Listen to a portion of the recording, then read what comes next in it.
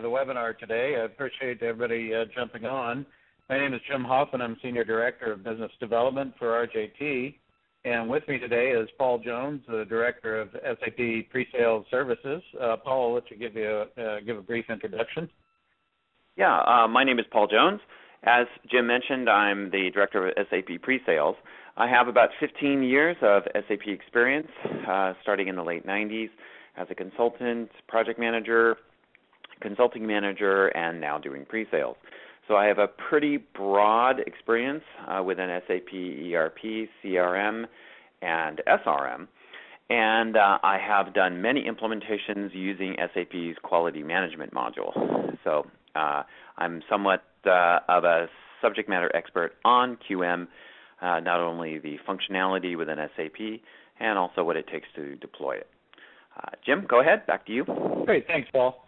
I, too, have also been in this industry for about 25 years and have been a subject matter expert in not only manufacturing but life sciences, and have done numerous installations in many life science companies over the years. And I wanted to take today as an opportunity to really go into a little bit of the subject matter relative to the role of quality management within ERP, and especially slanted towards the FDA-regulated environment. I know this has been a topic of numerous discussions, and there's been a lot of discussion about just how to position and roll this out and establish this framework within life science companies. And we'll focus on med device specifically today, but we'll also focus on an area of med device with pharma components, as many med device companies have hybrid natures within their business structure, meaning that they have a pharma component within their device. So devices such as test kits and assays fall well into this category.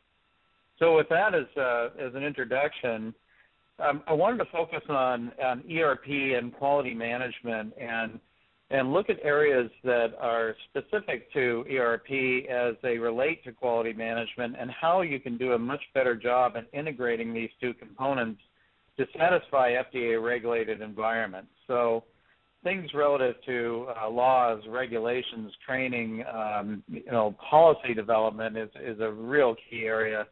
And document management is relative to policies and how you interpret and govern these changes, and then how you issue and manage these particular areas is of specific importance.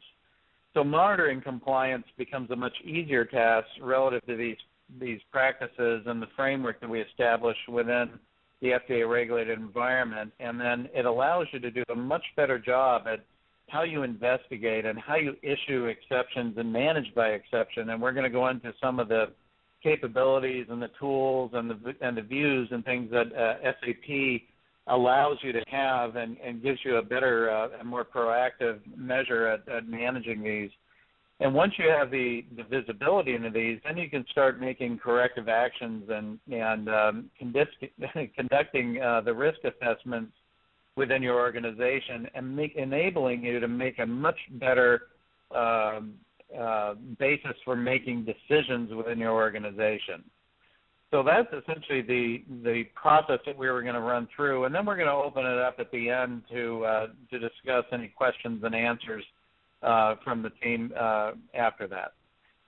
So progressing into this, let's just do a brief introduction of RJT and what we do as a company to help enable these capabilities within your organization.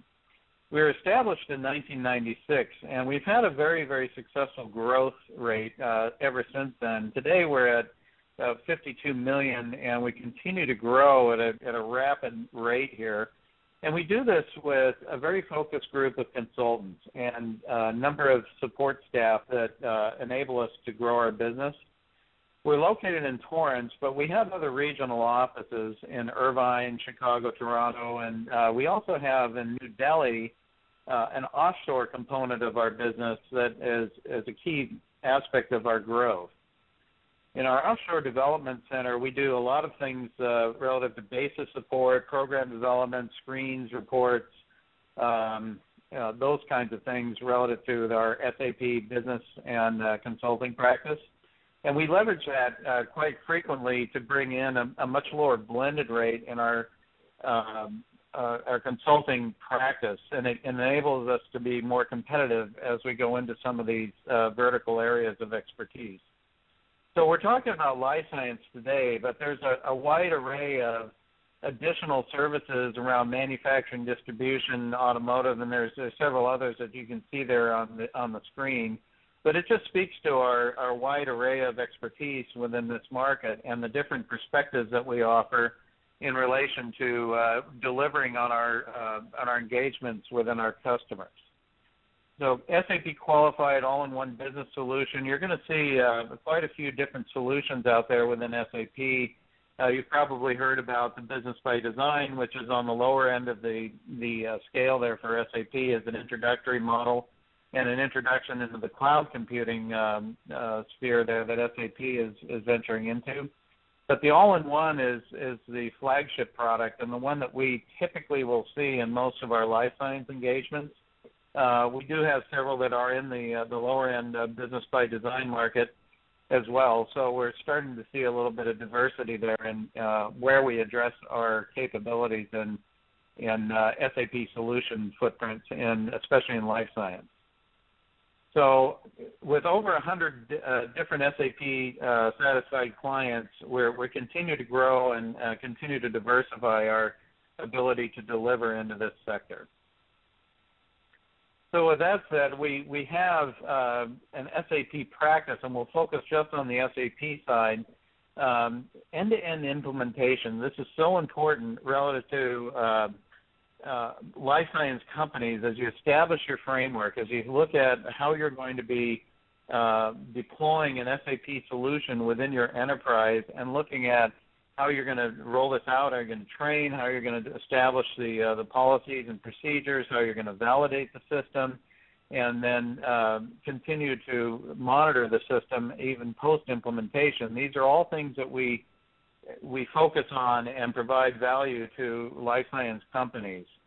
Program management is a key aspect of that, and performance optimization as you go live is also very important, and we're very diverse as we can supply remote capabilities through our New Delhi office, and also continue to add support and provide value in our business blueprint. So as things change, as you bring on new products, as you look to commercialize maybe new products that were recently certified by the FDA, we can blueprint how you commercialize those products out and also make sure that we're looking at all of the different aspects of validation and adoption within this industry that conform to 21 CFR Part 11 guidelines by the FDA.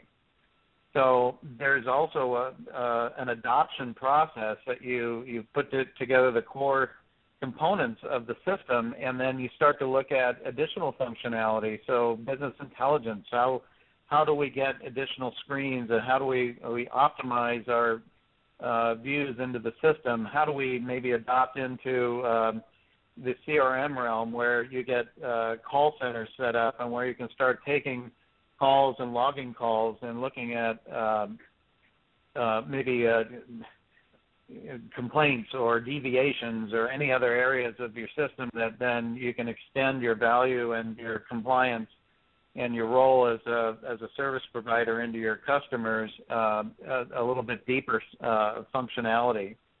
How we look at our HR and how we look at analytics within the company. How are we doing? How do we assess risk? How do we look at different components within our overall framework, and how do we improve those? Maybe we look at consulting services after the implementation to assess, are we doing everything to our goals and objectives and our KPIs? Do we want to assist our clients, or we want to assist in further collaborations? There are all kinds of things that happen that we can assist you with, from just development of processes to staff augmentation. Maybe there's been some turnover and you're light in certain areas. There are obviously areas that we can help with, and staff augmentation is one of those. So these are all areas of value-add services that RJT can provide to your companies, and especially in the life science areas. So you can see some of the other ones that are listed here, but BI and BobJ are very, very strong contenders for value-add during our implementation process and post go-live as well. I wanted to talk about some of the existing clients, or at least mention where we have some. This is a hybrid. This is Hariva, Medtronic, Nuvasive, Hudson. These are all device companies. Allergan is another device company, but there are also other ones in here that are pharma specific. But it just shows our breadth and depth into this market and some of the capabilities that we provided some of these clients. So I wanted to focus on how does quality fit within an FDA-regulated environment and you're running ERP at the same time. So I'm going to spend a little bit of time here on this slide and just kind of focus on, you'll see the SAP quality management in the center of this hub, and you'll see several components outside of that which are essentially drivers for quality management decisions and quality management triggers and assessments relative to maintaining a 21 CFR Part 11 and a focused deliverable within the quality management sphere. So if we look at the top here in ERP, you'll see a lot of product materials and vendor information. There's obviously a supplier aspect of this where you have materials coming in, and this is going to affect quality because you're going to be setting up standards and tolerances for within those standards that may form a breach in your quality system if they fall outside of those standards. The other is batch release, and this goes back to the hybrid components where you have a pharma component that is incorporated within your device sector, and these batch releases need to be monitored, and you're going to have quality inspections that are going to be taking place on your during your manufacturing process, and if those batch releases are found to be in breach, then you're going to trigger a quality event, and then you're going to start a different process within the change control and the CAPA process as well. Returns and repairs are also very important relative to med device companies, where anything coming back or anything getting called in via the CRM system where you're getting automated complaint management, these things tie together and form a very proactive measure on your existing quality within the product as it's released, as it's used, and as it's monitored out in the field.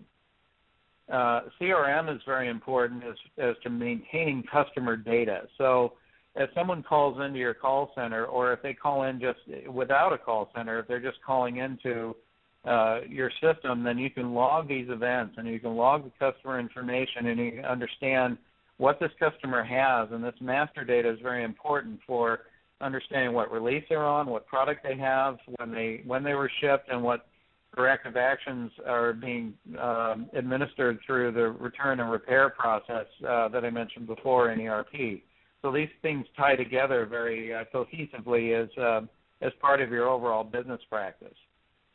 Now, product lifecycle management is very important as well, and the change process and change control is an active and ongoing process within any device or pharma company, and you need to manage these things. And in change control, you have document management and the standard operating procedures that are constantly monitored, changed, and integrated within your complaint, your change and preventative actions processing that are day-to-day intrinsic operations within either a device or a pharma company.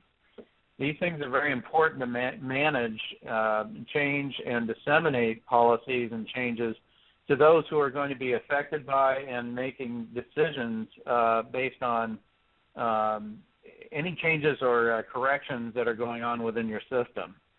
Now, in the management execution system, you're going to have, this is more towards the pharma components where deviations and non-conforming materials are going to be especially important, because if you're finding breaches during the manufacturing process, then it's going to kick out a non-conforming material report and report deviations so that you know as to which batches were affected by that and which customers and product releases were affected by that, so you can take proactive measures to send out warnings or recalls to particular batches that may be out in the field and help you manage that a lot more proactively. And that ties together with the laboratory system so that investigations and things can be, as a result of these deviations, can be initiated, and reformulations or reissuance of products that go into these devices are managed and updated, and we're making sure that we take the corrective actions that will prevent further breaches from our quality system. And then the final component here, which is very important, is the electronic document management system. And so you're integrating your changes and you're managing your workflows relative to standard operating procedures or any other procedures that take place with any kind of deviations that go on with any of the other components that I just mentioned, so that your access and your control documentation are being updated. This is very, very important. If you're ever audited, and numerous companies on the call are very, very subject to audited FDA visits into your organization, and these audits can really stem to any of these areas, and your measures of correction and adherence to 21 CFR Part 11 guidelines are really at the crux of this. Is really going to go back to your document management system. What did you know? When did you know it? What kind of corrective actions did you take? And what kind of procedures are you going to initiate to prevent further breaches on your quality systems in the future? Now, the following, as I progress here, you can see the tie-ins to the SAP quality management system. This enables, on these following screens, as you identify laws and regulations, if you're somebody who is in the organization who is a leadership role or a responsibility for identifying these feeds and these screens and reports that are coming in from these external areas enable a much more proactive view of all these components that are going on within the quality management system. And as they are fed in and as they integrate into the ERP system, you can start to see where these benefits will start to be very, very important as you develop and maintain your external checks in these areas within your system that are very, very important. So determining methods and support and maintaining procedures and documentation are of utmost importance to those who identify laws and regulations within the organization and have the responsibility for doing that. This also transcends into policy development. So as things change, as you start to look at product changes or engineering changes and develop processes that change, you have to make sure that this compliance is agreed to and interpreted by the entire enterprise. So you can't make a change within an engineering document and expect that it would be rolled out to everyone within the organization, and that it affects not only the production, but it also impacts the regulations and the compliance and the operating procedures that then are changed, and the dissemination of these changes are interpreted properly, and there may even be a committee within the organization that agrees to and interprets and rolls these out, and make sure that we have the right training processes and the management capabilities to make sure that these are all adhered to and disseminated properly and followed up on. And defining these changes and the control of these is absolutely important to those who develop and maintain these policies within the organization. So the dashboard screens, reports, and things that come out of that are also fed by the SAP system into the quality system, and we can develop screens, reports, and exception reports within this area very, very cohesively. So issuing policies and procedures, I kind of touched on that in the last area, but control of this and defining who owns it, who owns these business processes, who's going to be affected by these changes, which stakeholders are responsible. Developing and maintaining these are of utmost importance. And establishing periodic assessments of how are we doing, how are we affecting these processes, and are we establishing any bottlenecks? Has anybody within our organization not completed these processes or not agreed to these, and where are we missing the mark here? We can establish and maintain these controls very proactively in the organization, and maintain the integrity and make sure that everybody is on the same page relative to which version we're using, and are we accepting and understanding, and we develop these audit trails to make sure that we're on target with these changes as they continually are adopted and introduced within the organization. A lot of companies will also struggle with, and this is especially a real critical area when it comes to audits. So what did we know? When did we know it? Did we have the right training mechanisms within the organization? Have we developed the right materials? Have we mapped these against what we do as a company? And are we making sure the employees are also getting the proper training and understanding the materials and the changes as we introduce these? Are we getting people out on the inspection floor that are trained on the current revisions, and making sure that when they sign off on these and we get electronic signatures, the meaning of signature is also mapped to the training regimen and the understanding of the individuals who are out there actually making these sign-offs, that they're up to date, and that we have developed in clear, recordable methods of ensuring that the staff are up to date with these things. And we can prove that in an audit.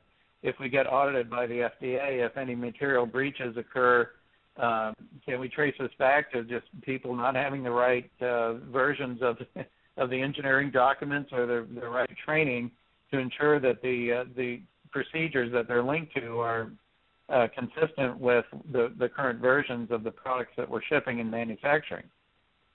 So these are areas that typically companies will get tripped up on, and there's a direct link to a training system within the SAP environment, a learning management system that ensures that those procedures and responsibilities and audits for meaning of signature, and also for the individuals who are out on the production floor, are getting the up-to-date information relative to their inspections and their quality releases. So how you monitor compliance is also affected by this, and proactively testing, proactive test procedures, making sure that you're operating efficiently and determining that the quality system is being fed the information from our engineering changes or our laboratory changes or the areas outside of the system that are affected by suppliers. These iterative tests and things that go on, which are so important to maintaining quality and compliance in your organization, are all being fed and reported to the folks who are monitoring compliance, so that they have the proper view and the results and the testing and all the other things that relative to training and regulations are all managed in a proactive manner, and any breaches and exceptions are being triggered into these dashboards within the organization's compliance monitoring dashboard, that they can take corrective actions on these in a very proactive manner.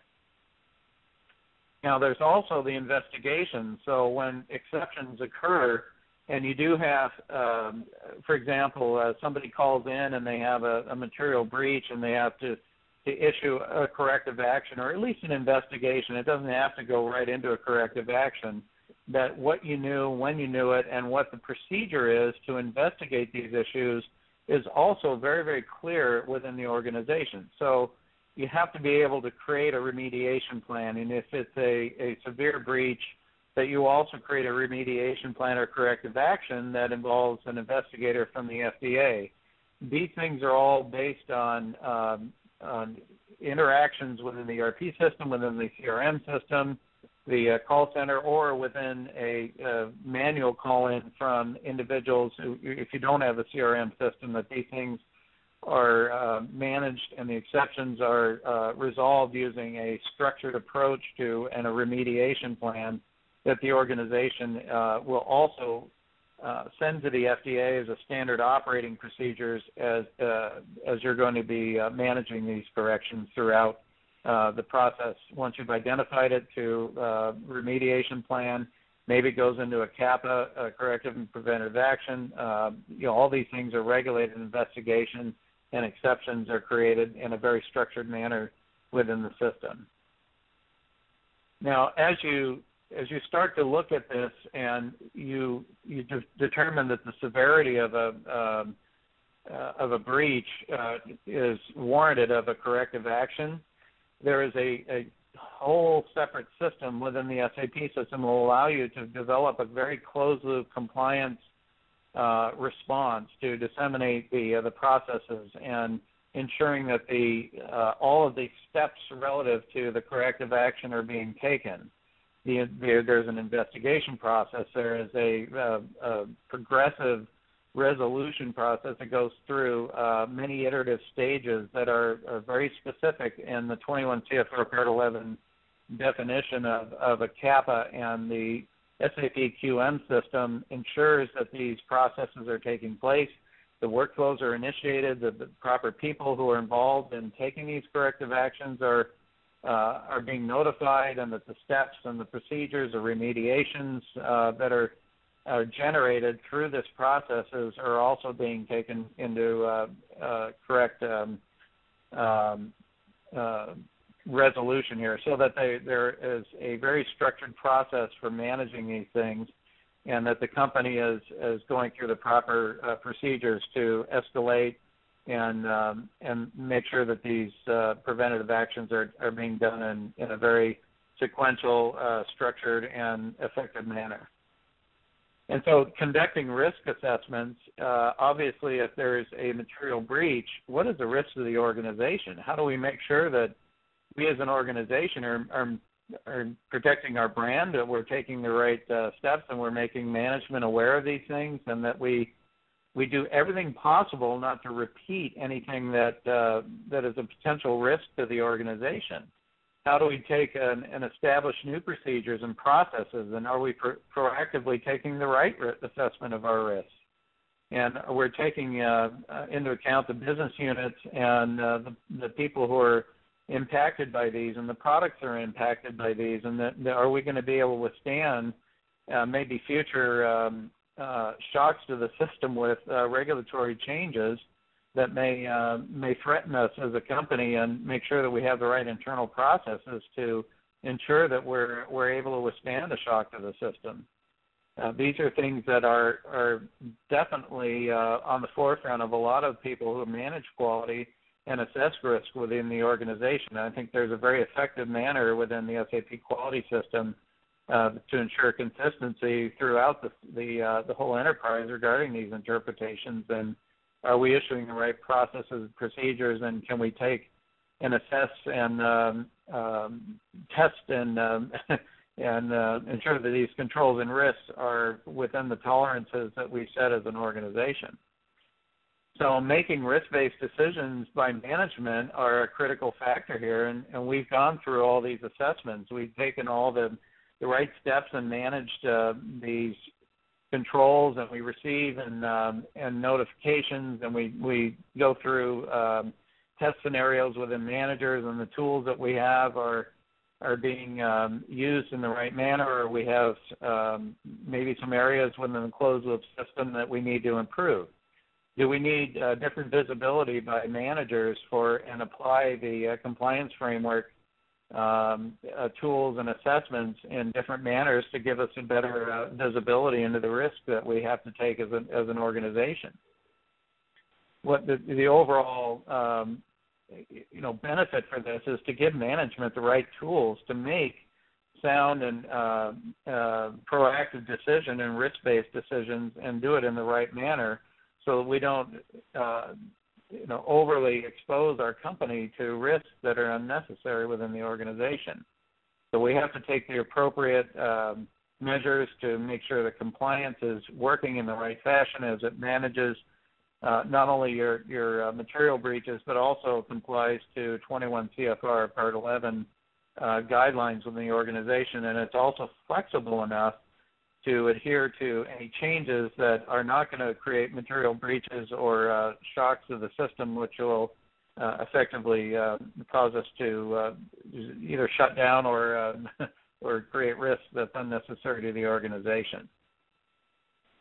So with that, I wanted to wrap up and address any questions and answers, and I appreciate the participation in today's webinar. And with that, we will take any questions, and then with that, we'll wrap up the recording in today's webinar.